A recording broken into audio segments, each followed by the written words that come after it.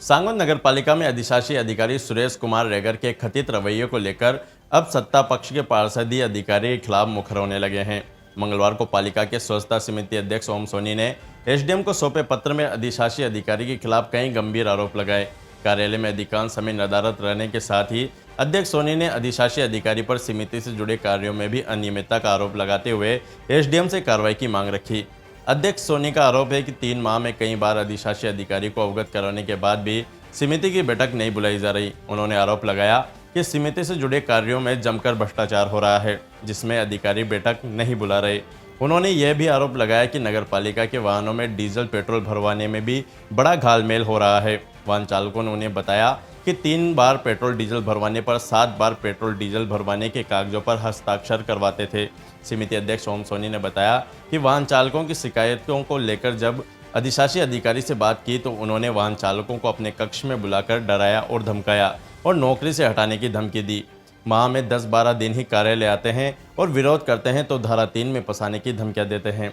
समिति अध्यक्ष सोनी का आरोप है कि टेंडर में भी किसी तरह की कोई जानकारी उन्हें नहीं देकर अपने स्तर पर ही अपने चहेतों को टेंडर दिए जा रहे हैं। इस मामले को लेकर जब हमने अधिशासी अधिकारी का पक्ष जानने के लिए नगर पालिका गए तो वहां अधिशासी अधिकारी नहीं मिले।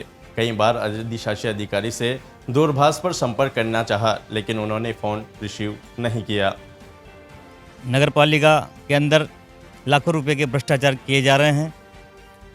मुझे 1.5 साल हो गया स्वास्थ्य एवं स्वच्छता समिति का अध्यक्ष राज्य सरकार ने मुझे बनाया है, लेकिन आज दिन तक मुझसे एक भी फॉर्म पे इन्होंने साइन नहीं करवाया, न कोई मुझे जानकारी देते हैं मेरी समिति की।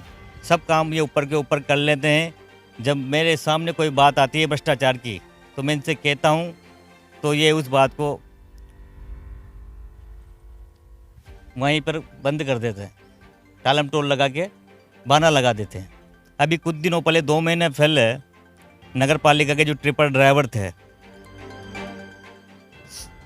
संविदा वाले भी थे, परमानेंट वाले भी थे, तो उन्होंने मुझसे कहा कि अध्यक्ष साहब आपसे एक अर्जी है, एक विनती करते हैं। मैंने कहा क्या हुआ भाई?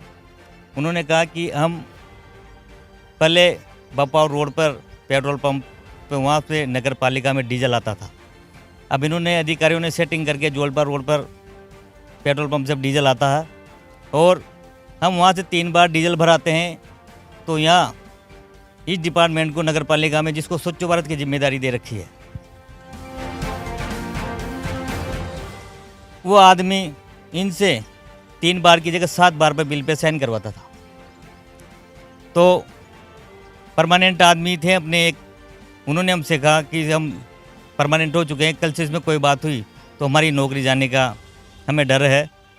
तो हम साइन करने से उन्होंने मना कर दिया और मुझे अवगत कराया। तो मैंने अधिशासी अधिकारी जी से बात की। मैंने कहा सर क्या हो रहा है? मैंने कहा आज दिन तक ना आपने मुझे कोई बात बताते हो इस समिति की, और आप निर्माण समिति के अध्यक्ष के तौर फाइल पे साइन कराते हो।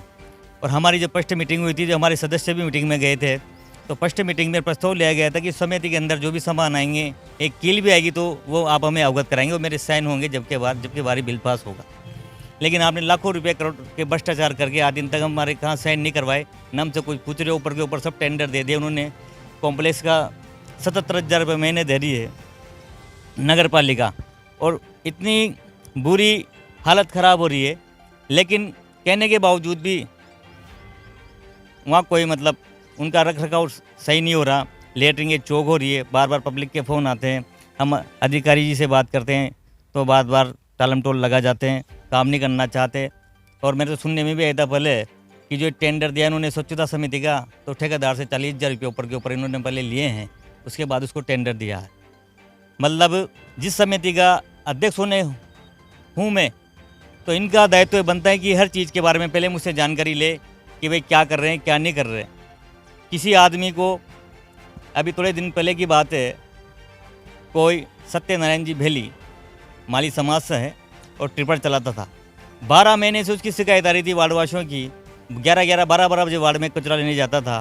पहले आता था तो पहले सब्जी बेचता था, 8, 8:30, 9 बजे नगर पालिका से रवाना होता था। गाड़ियों का वो बड़ा बंद कर लेता था माइक, और औरतें उसके पीछे पीछे भगती रहती थी।